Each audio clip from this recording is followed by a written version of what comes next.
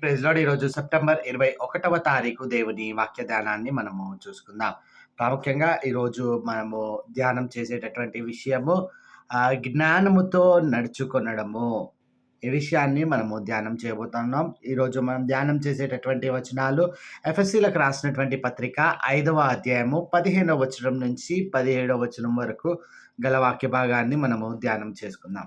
ఇక్కడ మనం గమనించినట్లయితే రాయబడుతున్నటువంటి విషయము, దినములు చెడ్డవి గనక మీరు సమయమును పోనీయక సద్వినియోగము చేసుకొనుచు అజ్ఞానుల వలె కాక జ్ఞానుల వలె నడుచుకొనుచున్నట్లు జాగ్రత్తగా చూచుకొనుడి.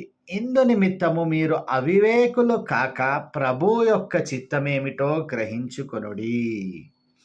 ఇక్కడ మనం గ్రహించినట్లయితే ప్రాముఖ్యంగా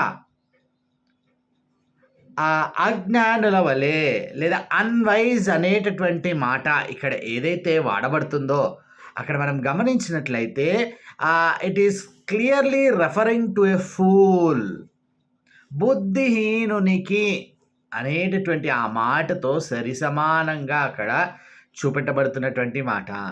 ఇక్కడ మనం గ్రహించాల్సినటువంటి విషయము, ఎవరైతే దేవునిని ఎరగకుండా ఉంటారో లేదా దేవునికి సపరేట్గా ఉండి జీవిస్తూ ఉంటారో, ఇంకా తెలిసి కూడా అంటే పూర్తిగా తెలియనటువంటి వారు, ఒక కోవకు చెందినటువంటి వారైతే తెలిసి కూడా నిర్లక్ష్యం వహించేటటువంటి వారు బుద్ధిహీనులుగా మనం ఇక్కడ చూడగలుగుతూ ఉంటాం.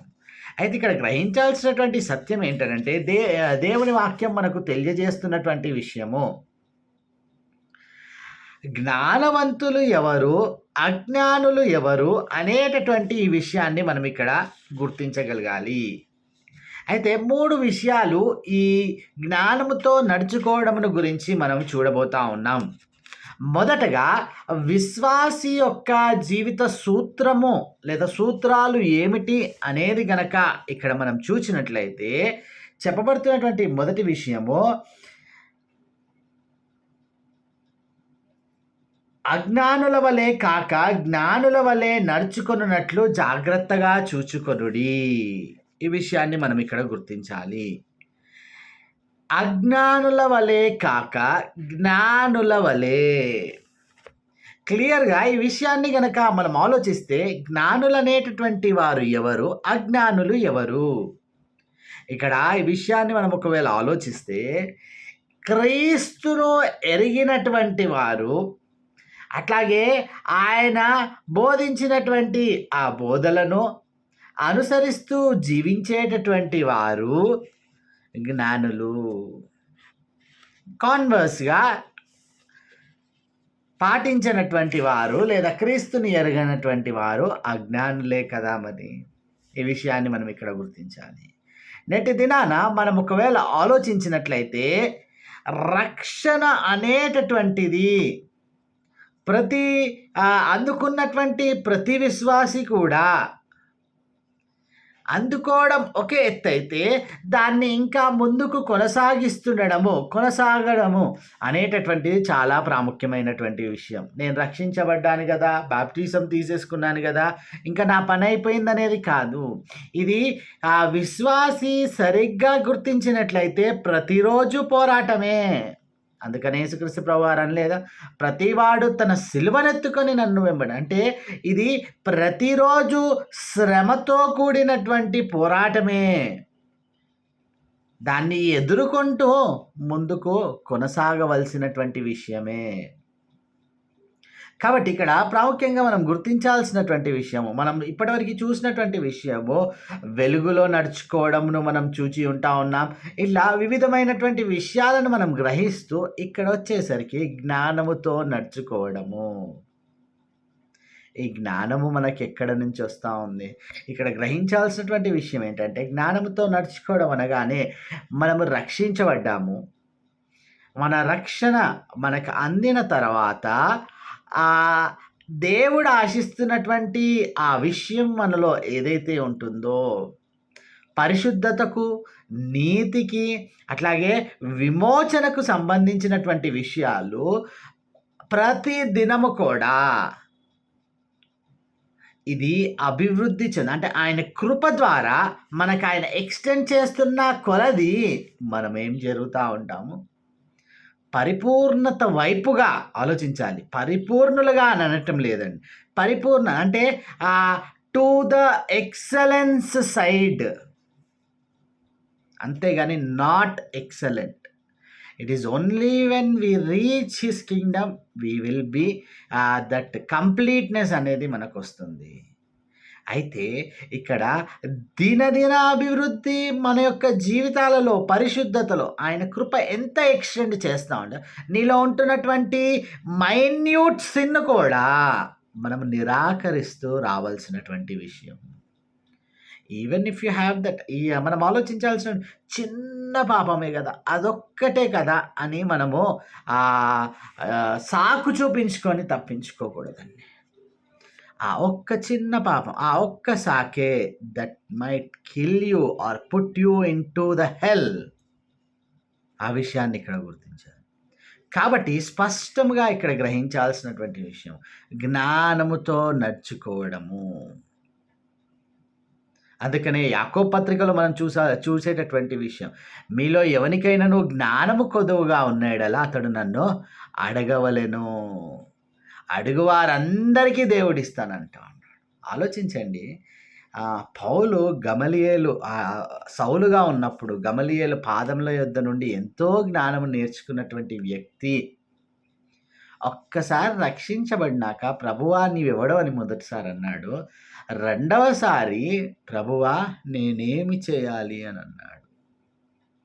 జ్ఞానము లేదా పౌలుకు? ఏమి చేయాలో తెలియదా అని మనం అనుకుంటే ఎట్లా? కాబట్టి ఇదే చేంజ్ ప్రతి బిలీవర్ తన యొక్క జీవితంలో గ్రహించాలి.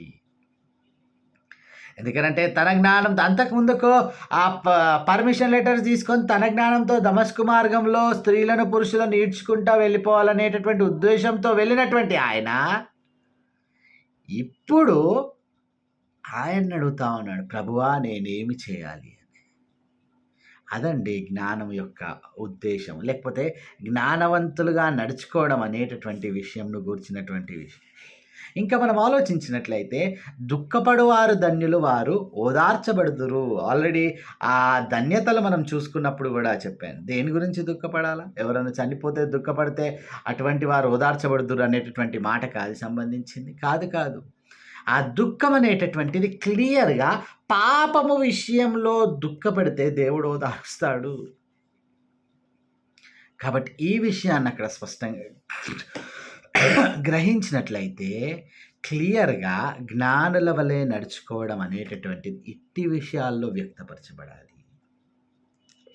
కాబట్టి రక్షణ పొందుకున్నాను అయిపోయింది నా పని అనేటటువంటి విషయం కాదు.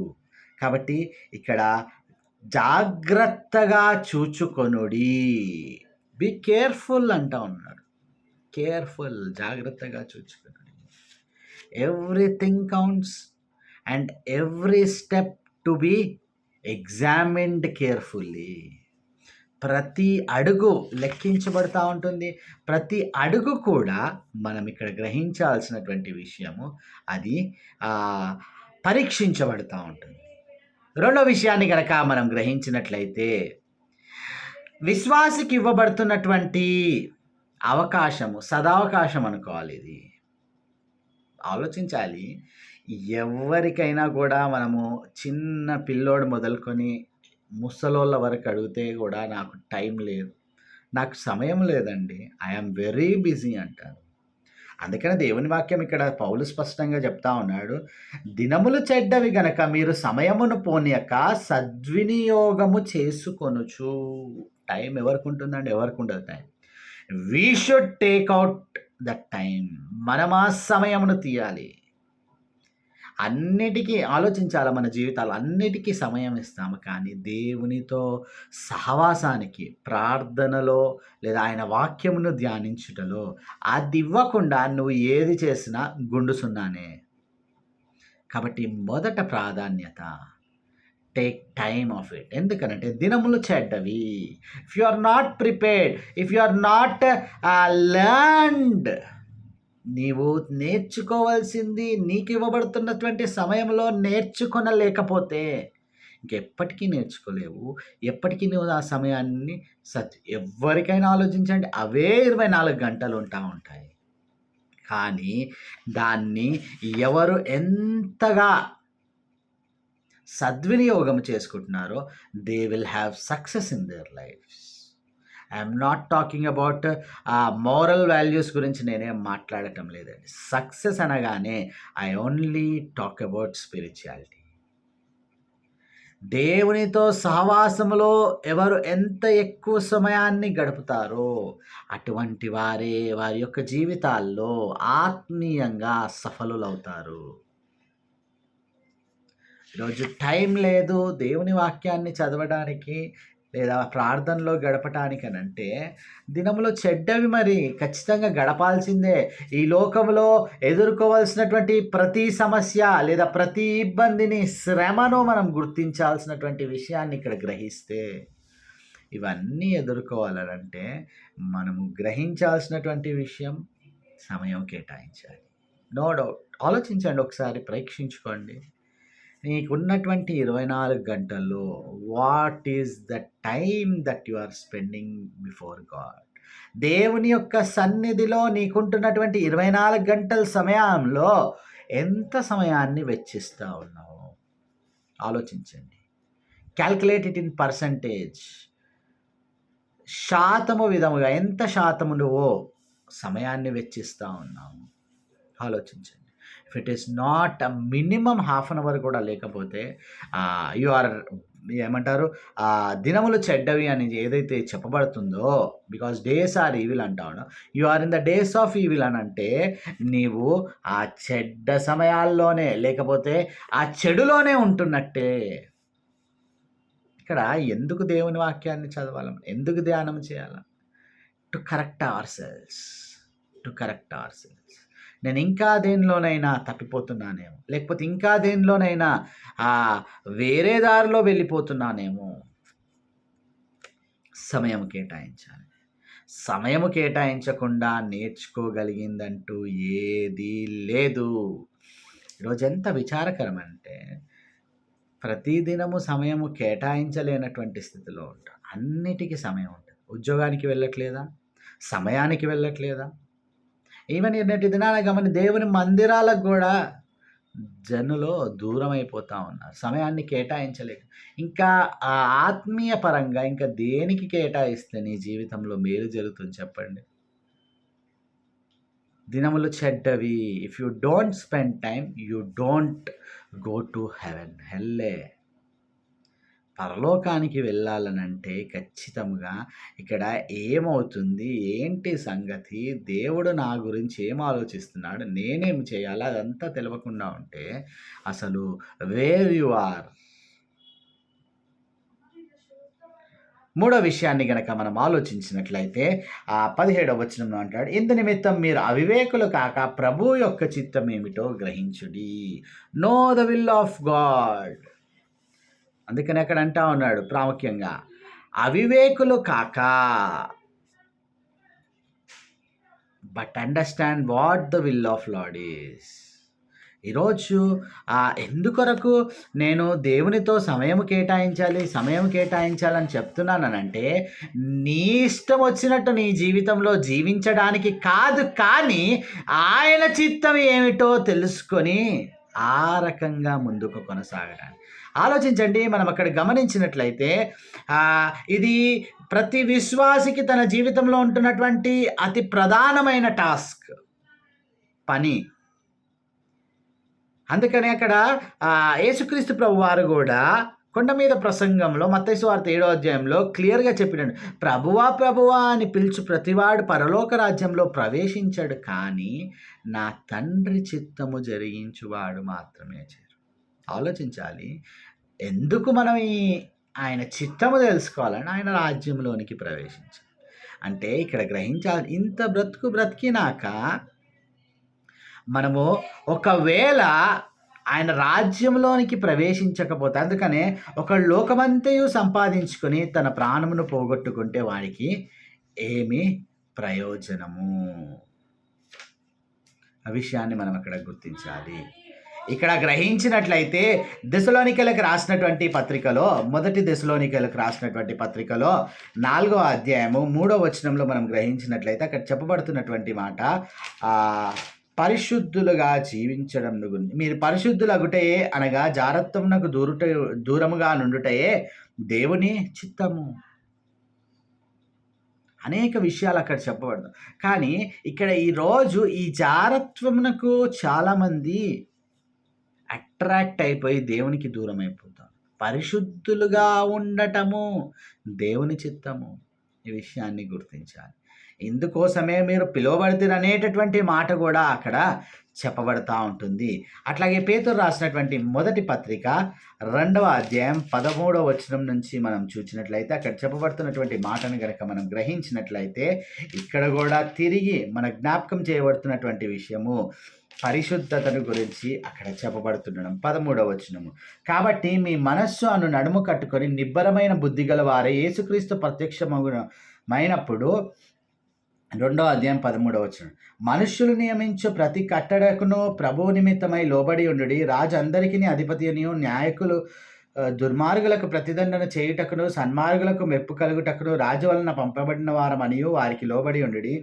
ఏలయనగా మీరిట్లు యుక్త ప్రవర్తన గలవారై అజ్ఞానముగా మాట్లాడు మూర్ఖుల నోరు మూయుట దేవుని చిత్తం. అంటే with our walk we should shut up their mouths.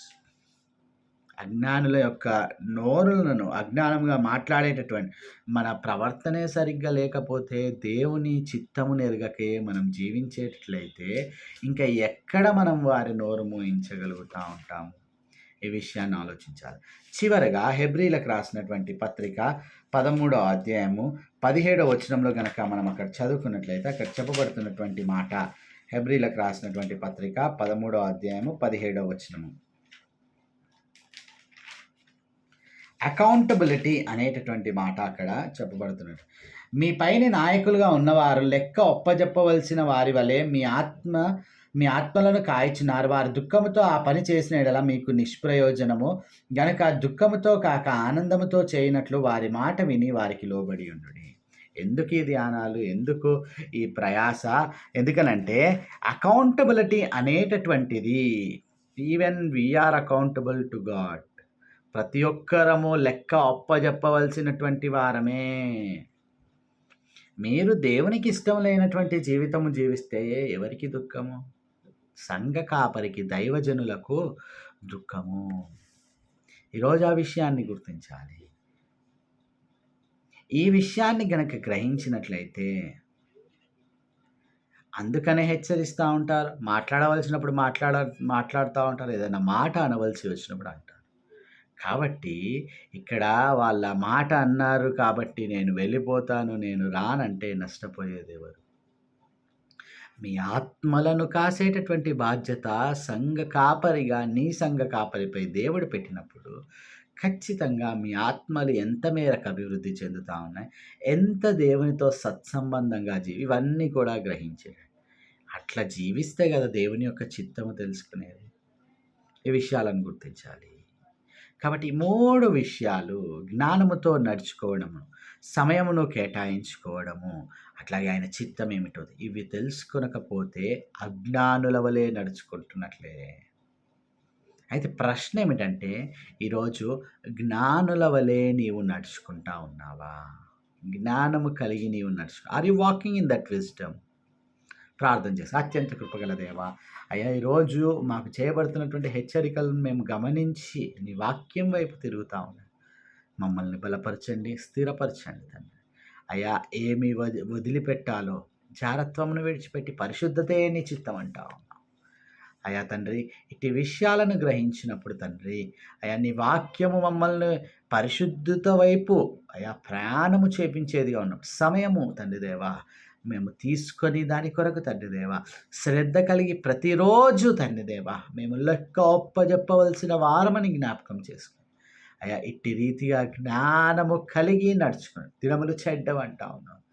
అయ్యా ఈ చెడ్డ దినాల్లో మేము సజీవులముగా నీ ఎదుట నీ చిత్తమును జరిగించాలనంటే జ్ఞానుల వలె నడుచుకునమంటాం. ఈ రీతిగా నడుచుకుంటకు మీ కృపను అనుగ్రహించమని యేసు నామములో ప్రార్థించండి వేడుకుంటున్నాం తండ్రి. ఆమేన్.